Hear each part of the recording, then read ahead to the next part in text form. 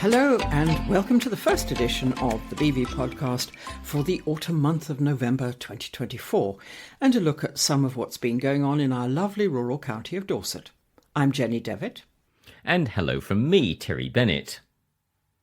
In today's episode we'll have, as usual, with the first one of the month, some views from our Dorset politicians, and we'll also have your letters. Simon Hoare, MP for North Dorset, isn't impressed with the performance so far of Iron Chancellor Rachel Reeves. Ken Huggins of the North Dorset Green Party writes in this month's BV about Trump's threat and Labour's budget gamble, and he wrote the article before either the budget was announced or Trump became president-elect. MP for West Dorset, Edward Morello, tries to summarise what the assisted dying bill contains on this controversial subject. And Gary Jackson of the North Dorset Lib Dems writes about how central government needs to trust local government to understand and govern its patch without central interference. In the Grumbler column, a reader has their say on the issue of trying to remedy the housing crisis without ruining the countryside.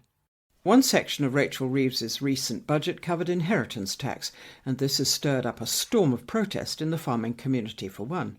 George Hosford tries to explain just what he thinks the budget really means for farmers. We start, as ever, with our first episode of the month by hearing from our editor, Laura Hitchcock. I wasn't sorry to see October go. Usually it's one of my favourite months, but the mental load has been quite something. As I've put together this issue, it's become clear it's not just me feeling this way either. Strong opinions abound. I got a late-night message from farming journalist Andrew Livingston insisting that the budget had to be addressed. You'll find his fiery response on page 68 of the magazine. We're also launching 2 new opinion columns this month. The first is by a Dorset parish councillor who has decided it is time to speak up. They'll be known as the Dorset Insider, and no, we won't be revealing their identity. The Grumbler is another anonymous column, this time open to you. It began as an excellent reader's letter, with the nervous writer wanting to stay unnamed. I wondered if offering an anonymous platform might reveal some intriguing opinions, so the Grumbler is yours to fill. I hope you'll find both columns this month as interesting and thought-provoking as I did. For the last few weeks, I've been lurching from look, don't look, paralysing fear over the national and international news.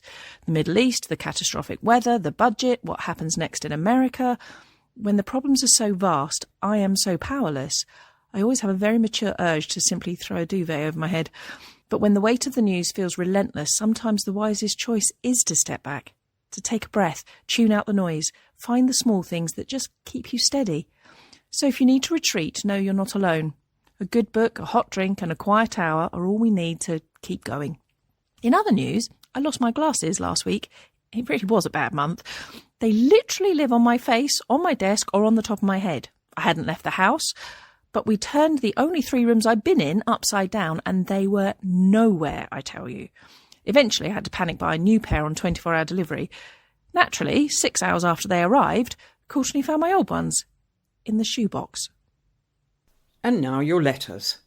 The first one comes from Annie Potter in Verwood on George Hosford.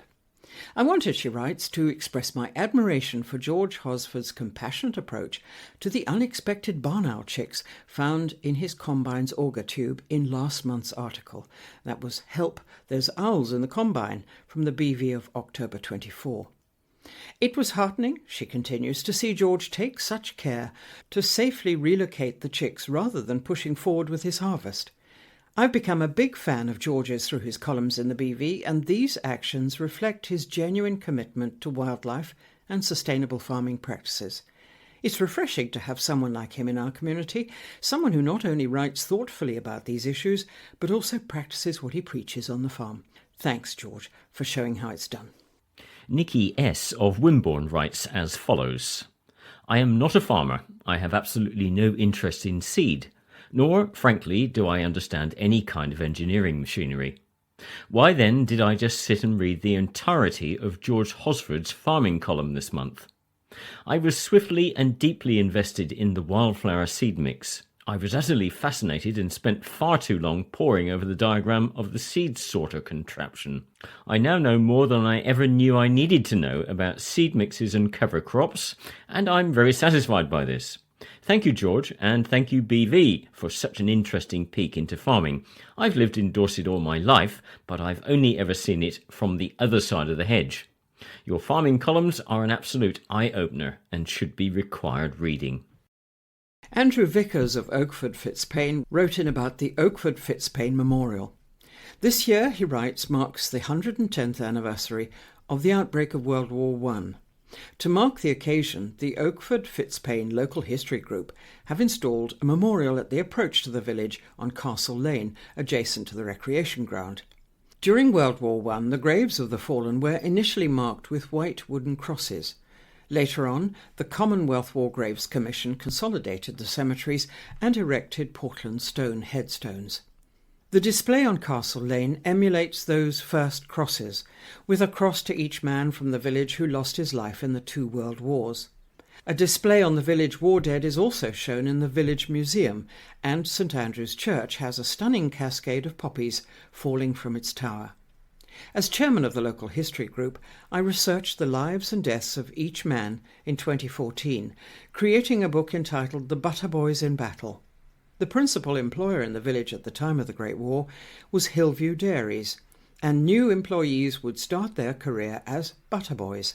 The name was taken up by Oakford United Football Club. They're still known by it today. What better place for a memorial to the fallen butter boys than alongside the field where today's butter boys still play football? Each cross bears the name of the fallen serviceman, together with a photograph to put a face to the name. Although there are photographs of most of the 19 men, I'm hunting for pictures of Samuel Fox, Morris Miller, Howard Ridout, John Waugh, William Kendall Clark and Charles Ricketts. If any BV reader or anyone listening to this podcast has a photo of any of these men, please get in touch at ajvickers@outlook.com. And that's all lowercase, ajvickers@outlook.com. And a note to say that Hillview Dairies was featured as a Then and Now article by the late Roger Guttridge in the BV of June 2021. Janet Green of Sherborne isn't happy about Dorset Council's litter lotto. I've recently seen Dorset Council once again advertising its litter lotto campaign, this time encouraging children out trick-or-treating to pick up rubbish in return for prize draw entries on the app. It raises serious concerns. Clearly, promoting litter awareness, civic responsibility and clean streets is commendable, but relying on young people to do this work feels risky and unfair. Firstly, there's the issue of safety. Litter often includes dangerous items like broken glass or needles. What if a child is injured? Will the council take responsibility? Beyond physical risks, there's also concern for children's security if unsupervised. Volunteer litter picks are always equipped with high-vis gear for a reason. Moreover, the ethics are troubling. The council already employs workers to keep streets clean, so why shift the task onto children for the chance of a prize? This approach smacks of unpaid labour from our youth. Encouraging community spirit is one thing, but I'm sorry this initiative crosses the line. The council should invest in its staff to handle these responsibilities without exploiting young people and concentrate instead on simply teaching everyone how to use a bin. And our last letter comes from Anita V by email, and it's on Cluckonomics Revisited.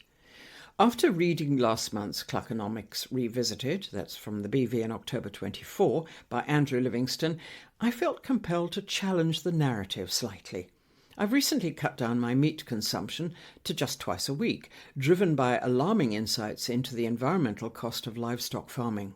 It's great to see some sustainable practices in poultry farming highlighted, but let's not skirt around the fact that reducing meat consumption is a quicker, more impactful way to decrease our carbon footprint. I hope more readers realise the power of their dietary choices and push for broader adoption of sustainable farming methods. Iron Chancellor or rusty rhetoric. Labour's lack of preparation and tax-heavy approach risk undermining small businesses and rural economies, warns Simon Hoare MP. After the general election, I said that, in the interest of North Dorset and the wider country, I wished the incoming government well. I meant it. I am working collaboratively with ministers on certain issues, and working across the aisle on others. I am, however, becoming increasingly worried that the government, despite its mammoth majority, appears to be so hesitant on some issues and plain ill-informed on others. My worries only grew when speaking to a Labour veteran who told me how anxious many were on the government benches at just how underprepared they were for government. Labour's victory was not a surprise one. We have to ask what they've been doing for all those long years in opposition. Preparing detailed, radical, dial-turning policy has not been done. Opinion polls seem to suggest a growing disquiet with the government. Local government by-elections, where Labour is losing ground, is turning theoretical polls into actual votes. Labour's honeymoon lasted about as long as a Las Vegas shotgun marriage. I write this on the cusp of a budget, and it's worrying that the PM cannot define what a working person is, or indeed how the tax system should operate for them. My anxiety is that Labour feel that they can hike as many taxes as possible on businesses, and that those businesses will simply hang around and pay them. Threats to end the 25% tax-free on personal pensions has already seen massive numbers of pensions being drawn down early. Labour clearly still does not get small businesses. Micro and small businesses are the lifeblood of the North Dorset economy, and the Chancellor has them firmly in her sights. She appears to be unaware of how job-destroying her policies will be to this vital sector. She may have buttered up the CBI, but she's ignored the Federation of Small Business. Labour's rural ignorance will become apparent if the government changes the decade-standing approach to farm taxes. Too many small family farms will disappear under the weight of tax bills. This will change forever, and not for the better, the environment of rural North Dorset. Business confidence is falling just when it needs a shot in the arm. People did not like paying increased tax under the last government, but they understood it was because of the public spending undertaken during COVID. No one is buying this £22 billion black hole fantasy that Labour has dreamt up. Still less, they're buying that the economy was broken. Falling interest rates, falling inflation, rising business confidence and investment, no house repossessions or at a scale business failures. If that is broken, then it's a strange definition of the word. We all want a reliable public sector, but Labour's lack of understanding that you can only fund it sustainably through the endeavours of the private sector, through entrepreneurs, investors and risk-takers who create the profits and jobs that generate the tax that pays for public services.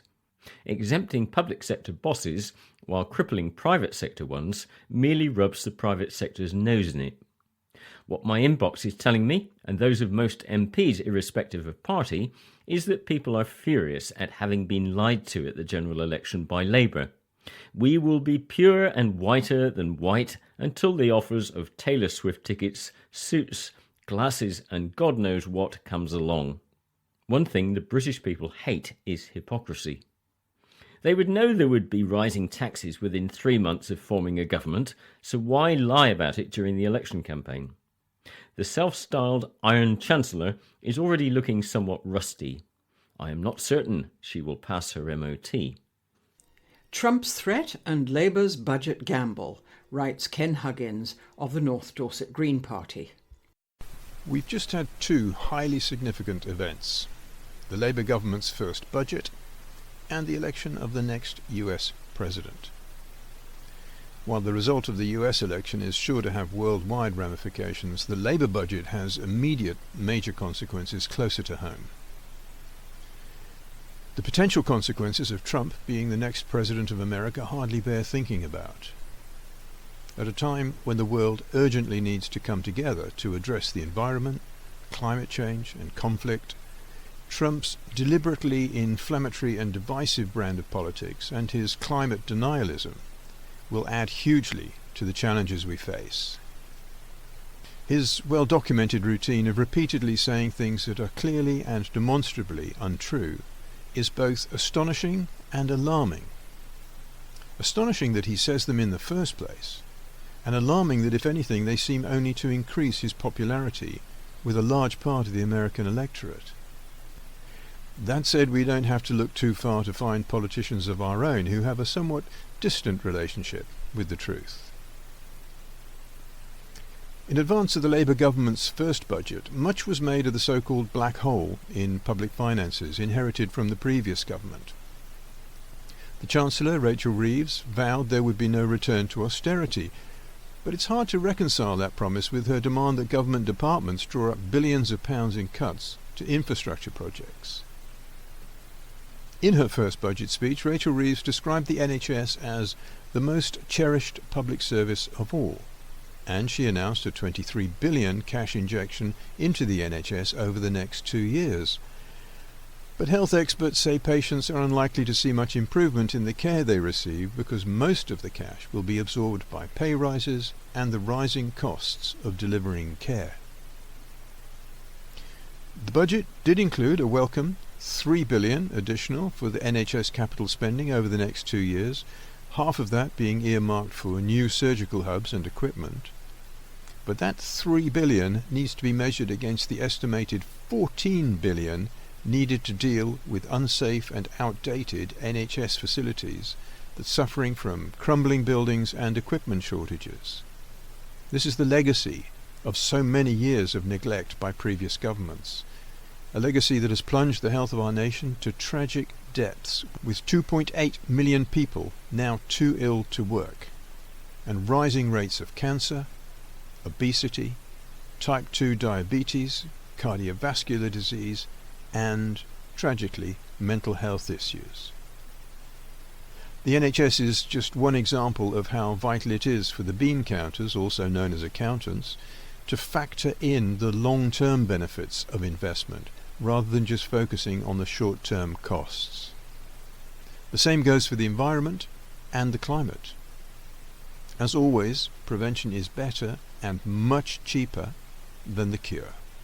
Debating dignity, the assisted dying bill, writes Edward Morello, the MP for West Dorset.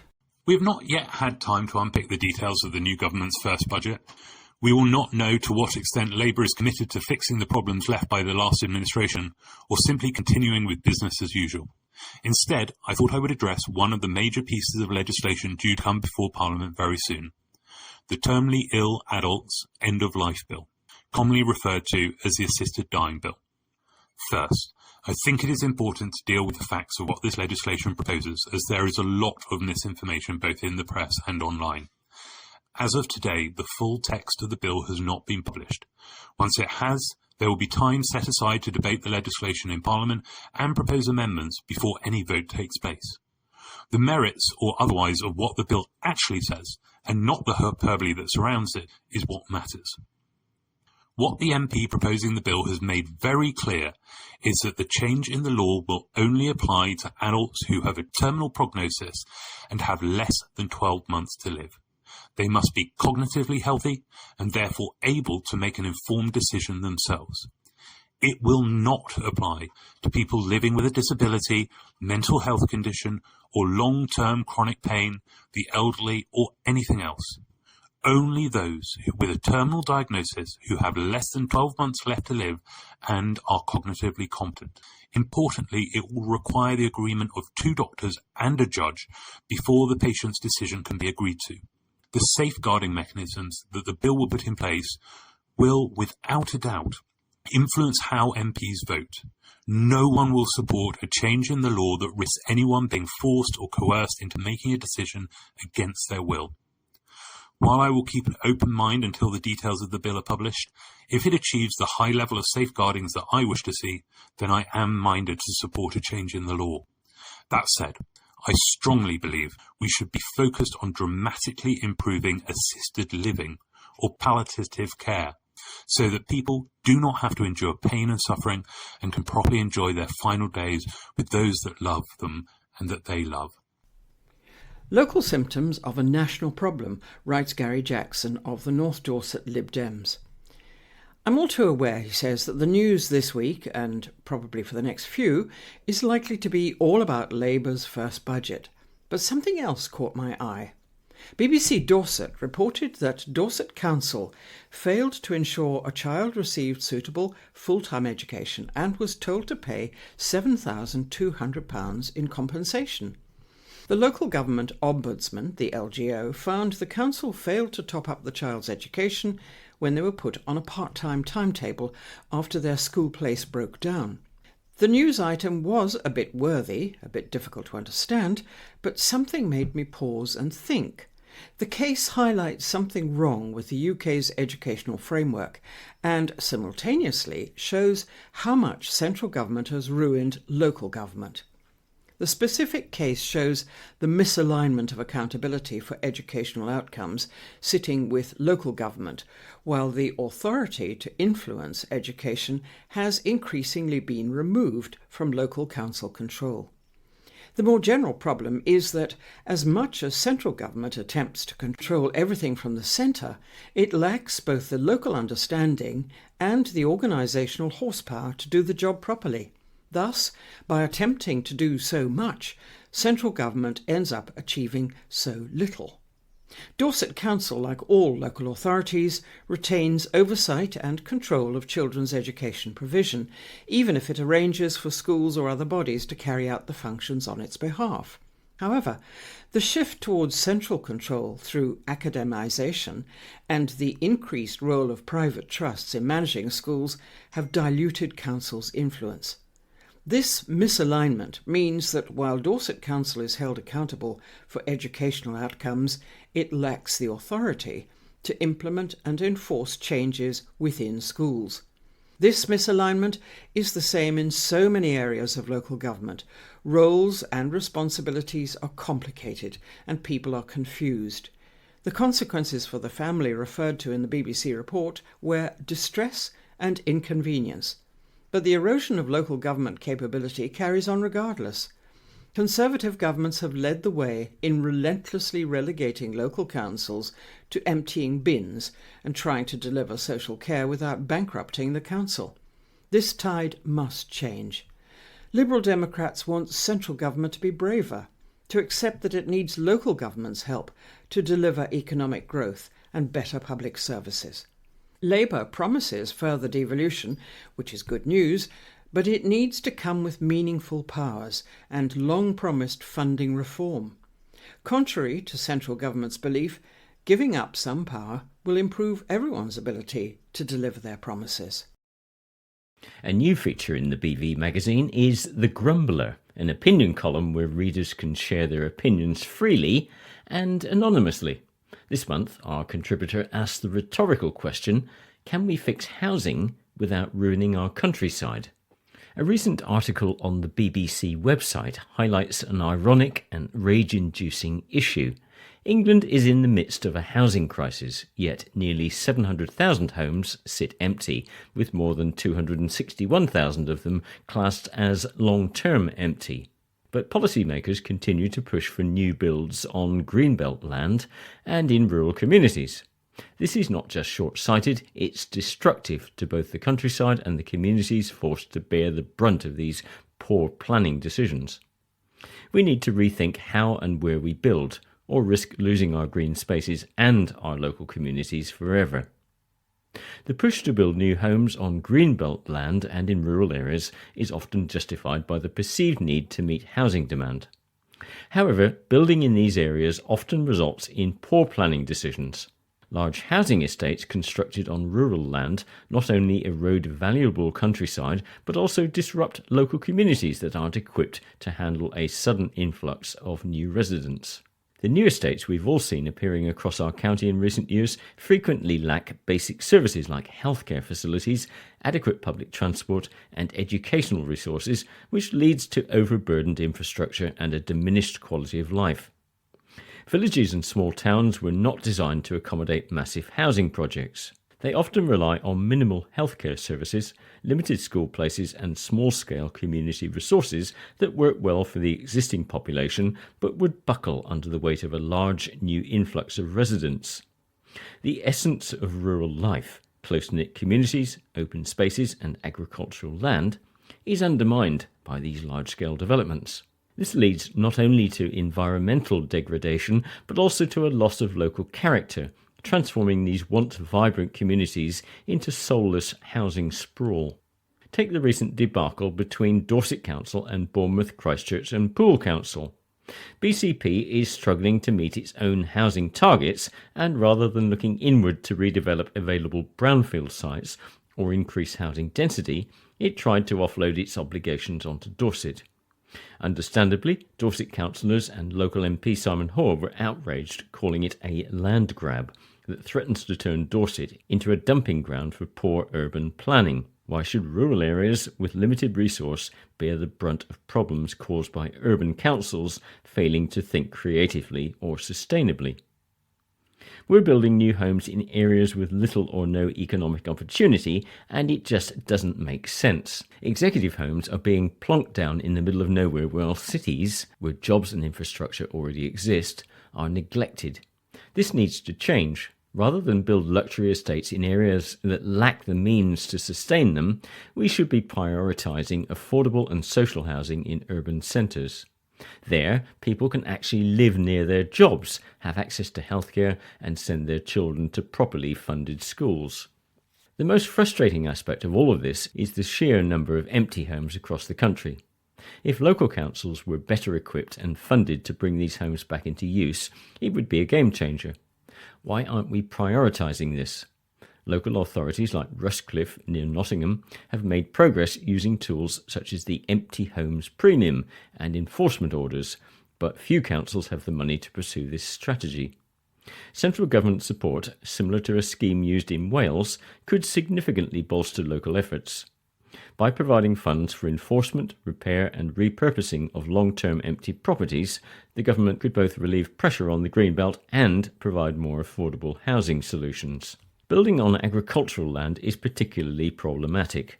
The UK's agricultural sector is essential not only for our food security, but also for the preservation of rural traditions and environment. Converting farmland into housing estates reduces the country's capacity to produce food locally, making it more dependent on imports and less resilient in times of crisis. It's an unsustainable approach, and one that threatens both the countryside's aesthetic and its economic base. Farmland should be prioritised for farming. New housing, if genuinely necessary in rural areas, should be constructed in a manner that respects the local character and meets the actual needs of the community. A village might need a few homes a year, not a massive estate that doubles its population in one go. If we're serious about addressing the housing crisis, then we need to be more thoughtful in our approach. Here are a few things I believe will make a real difference. Reform probate and empty homes policies. Central government needs to reform probate law to prevent homes from remaining empty indefinitely. A stronger national strategy, combined with increased funding for local councils, can bring thousands of empty homes back into use.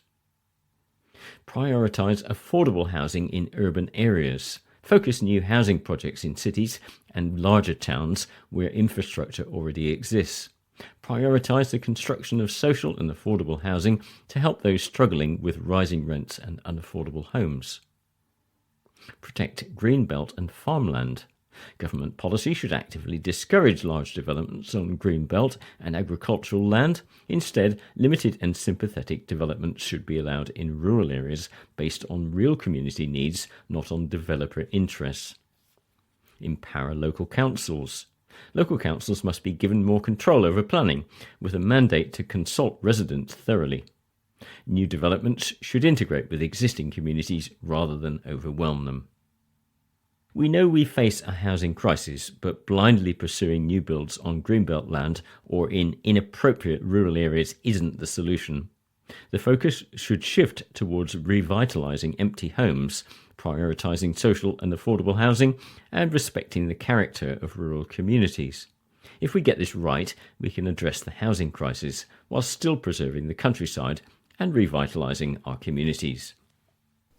Chancellor Rachel Reeves' recent budget was anticipated with varying degrees of anxiety, and amongst the first to speak out against what it held for them when it was announced were farmers.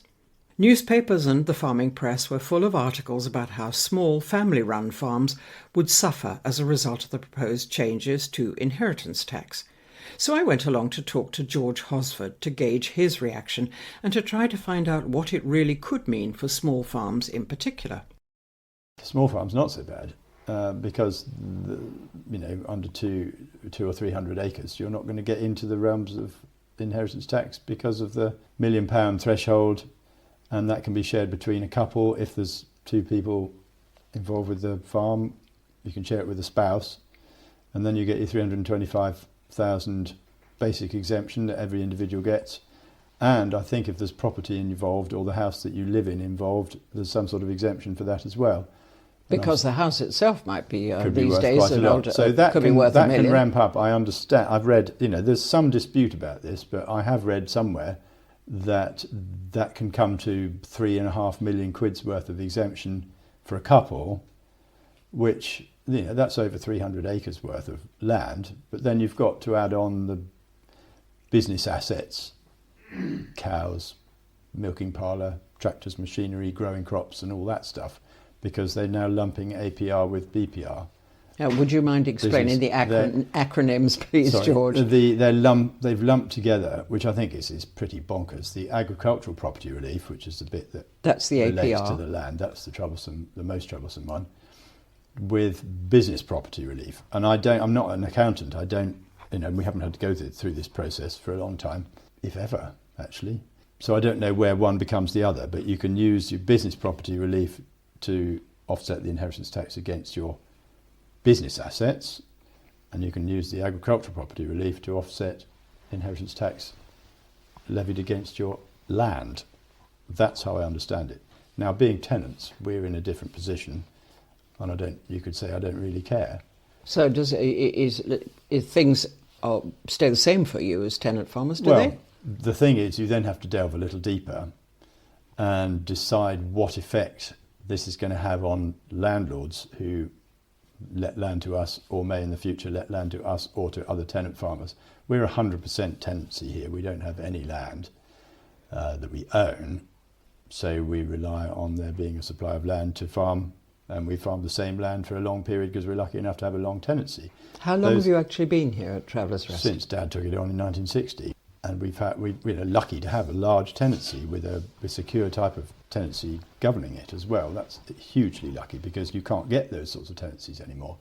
We're partway through a process of trying to get some tenancy reform, which was begun about 2 years ago. You've heard of Baroness Kate Rock's review, I expect, her review of the tenancies, farm tenancies across the board.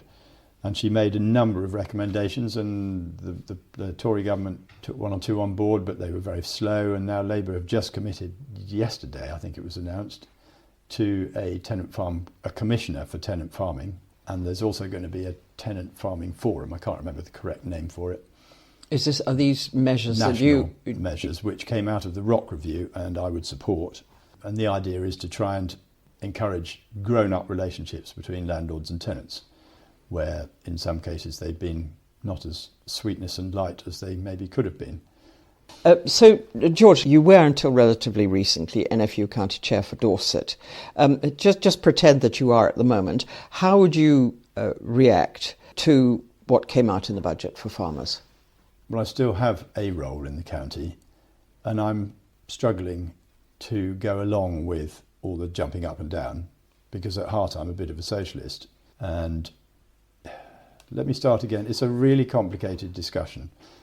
Well, I would try and avoid going down the agricultural property relief inheritance tax argument, which seems to have taken over the media and most farming chats, as far as I can see. I'm more troubled by, first of all, several other things that have come out, and one of them being the cutting off of BPS, the basic payment scheme subsidy, which historically, when we were part of the EU, as the Common Agricultural Policy, it paid us on an area basis a fixed amount of money every year, which I always used to view, and most farmers used to view, as compensation for producing food at below the cost of production, because food production is pretty unprofitable, and we needed, and across Europe this decision was made donkeys years ago. We've had this sort of regime for years and years and years. And rather than allow food prices to rise, politically it was decided it was better to subsidise farmers to be able to survive, to carry on producing the food that clearly everybody needs. And to keep them farming. And to keep them farming, the food flowing into the shops, without the food becoming prohibitively expensive, which, the first thing that's going to cause riots is the shortage of food. We've seen that occasionally with the shelves running empty of eggs or sugar or whatever it might be if there's a crisis of some sort. So what they announced, or DEFRA announced shortly after the budget, was that the BPS scheme, which has been tapering downwards since the ELMS system, the Environmental Land Management Scheme, was first announced, and they told us that BPS would be tapered down and finish in 2027 in a fairly straight line. Now, it was a lot of money for every farmer. They were paying over £200 a hectare for every hectare that was farmed, and what the government didn't like and doesn't like, and there is some merit in the argument. We're a bigger farmer, we got quite a healthy chunk, thank you very much. But your costs per hectare are still the same. You still have to have the same number of tractors per hectare, same amount of fertiliser per hectare, same amount of men to do the work. But there are economies of scale, I wouldn't deny for a moment, on having a larger farm. So I was relatively relaxed about the system changing. And as the money was tapering downwards, they were bringing in, or supposed to be bringing in, other ways for us to apply for funding if we engaged in production of public goods for this public money. But there's been a bit of a betrayal because they've been very slow producing these schemes for us to join in order to make up the money we've lost as the BPS has tapered away. So the sustainable farming incentive has been trickling into the farming world.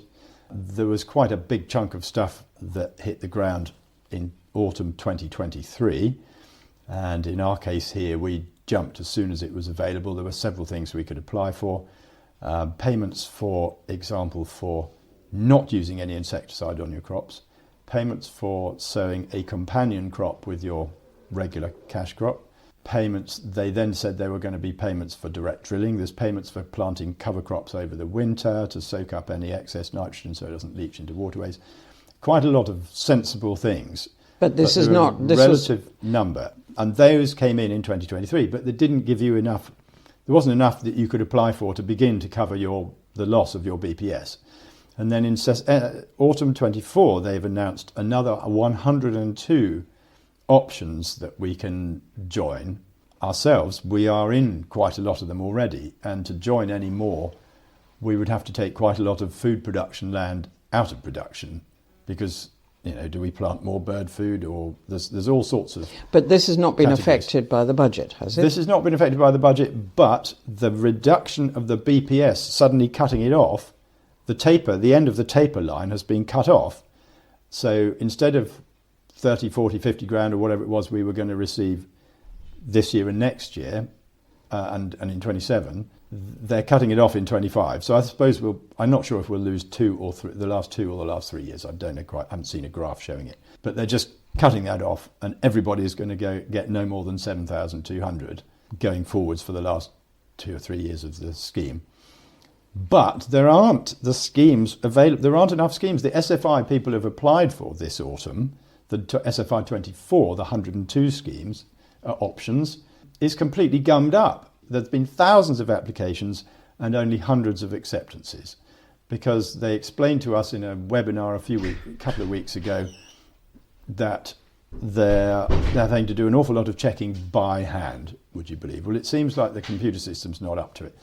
But that makes one a lot more angry that they're docking the last 2 or 3 years of BPS, because we can't actually replace it. So what's going to fill the gap? That was announced then in the in the budget. In the budget, or by DEFRA very shortly after. That's like that. That's perhaps something that should be or could be of greater concern, perhaps particularly to small farmers, than the inheritance tax issue. It's a short-term problem, whereas inheritance tax is a forever problem, obviously. But the second one I was going to raise was the carbon border adjustment that has been announced. That means, and I'm generally in favour of this, it means that any products that we bring in should pay a carbon tax or a carbon duty or something. When you say any products you mean we the country? We the country. So in our case, the farming community has spotted that fertiliser is highly likely to be hit by this, and one estimate I've read is that about £50 a tonne will be added to the cost of fertiliser. And there are a lot of other things that will be hit, and presumably fuel and all sorts, which affects everybody. But I'm only giving the example of agriculture because there's a point to be made.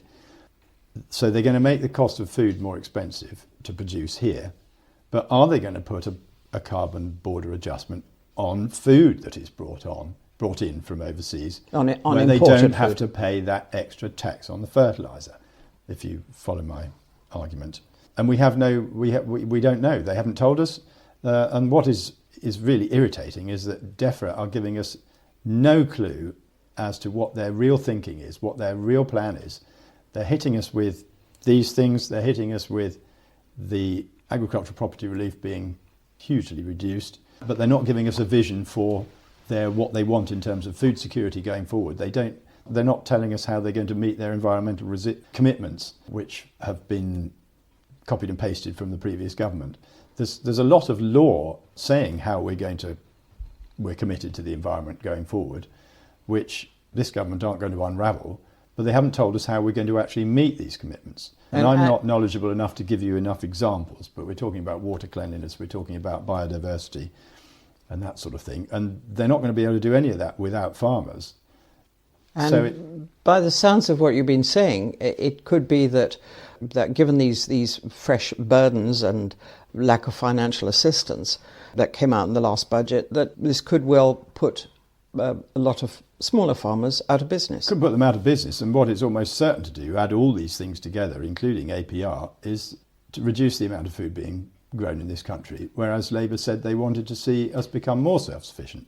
Or maybe they use the term food security. What does that mean? Does that mean we just buy more food from abroad, which isn't subject to the rules and regulations that there's a whole raft of them. I could give you a long list of things that we're not allowed to do to produce food here, but we still import food in vast quantities which have those techniques, those sprays, those poisons, those bee-killing pesticides used on them, and it floods into the country. Because we don't use those pesticides anymore, we can't produce as much oilseed rape as we used to, so we're only producing 700,000 tonnes of oilseed rape per year now, whereas we used to produce all 2 million tonnes that the country consumes.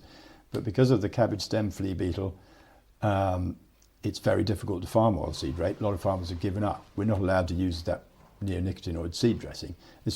I use this because it's such a good example of how we're being double dealt as farmers, because it's flooding in from Australia, Canada, Ukraine, where they're still using the neonics, the poisoning, the bee-killing pesticide, which people jump up and down about a lot. Yes, this I think, George, is a discussion possibly for another time. So it's all it's all related. It's all because with the carbon border adjustment, it smells of what I've just described with the oilseed rape. We'll pay more for the fertiliser, but then the food that's not had that cost added to it, that's grown in Ukraine, will be imported. So if I asked you, George, to sort of summarise your feelings about and wear your tenant farmer hat or not, your feelings about the impact of the recent budget on British farmers, what would your opinion be? I think it asks a huge number of questions. It doesn't add up, for a start. You put all these things together and it looks like a mishmash of stuff. And it looks a bit like they're trying to take a wedge out of the wealthy, what they perceive as the wealthy landowners. I mean, like I said, I'm a tenant, so I'm not too fussed about that. And I was going to explain part of my thinking about the agricultural property relief thing is that there are only, as I see it, there are only really two groups of people who can afford to buy land. The ones who are wealthy enough, they've got enough free cash, the likes of Dyson, got enough cash lying around that they want to protect from inheritance tax, which they will throw into farmland because they know that historically it's not been taxed, it's not been added to your estate to be taxed at 40%. And then there are the people who already own land, so they can use that as collateral. So you've got the very wealthy, or people who've got rollover cash from selling some farmland for houses. That comes into the ones with wads of cash in their pockets. But nobody else gets a look in. We couldn't buy land. We've never been able to buy land because we've got nothing to borrow against. we're tenants. Whereas somebody who owns 1,000 acres already, well, he can go to his bank or his lender, the Agricultural Mortgage Corporation, and say, well, look, I've got 1,000 acres. Will you lend me the money to buy another 500? Thank you very much. It's just come up next door. So the only conclusion I draw from that is that the land will end up in fewer and fewer hands of wealthier and wealthier people. So I don't really shed any tears for the changes in agricultural property relief, because that will force some people to think hard about how they move forward. Should they sell a bit, spread it around a bit? Why should their children be entitled to receive a huge silver spoon, completely inheritance tax free? There's nothing written down in law that says land should be passed down tax free, is there? That's pretty controversial, and a lot of landowners won't like to hear me say that, but that's my belief, so like it or lump it. George Hosford, trying to unravel the implications of the recent budget relating to farming. I don't know about you, but personally it all makes my head spin. And with that, we come to the end of this first episode of the BV podcast for November 2024. We hope you've enjoyed it and that you'll join Terry and me again later this month for our second episode. And until then, it's goodbye from me, Jenny Devitt. And goodbye from me, Terry Bennett.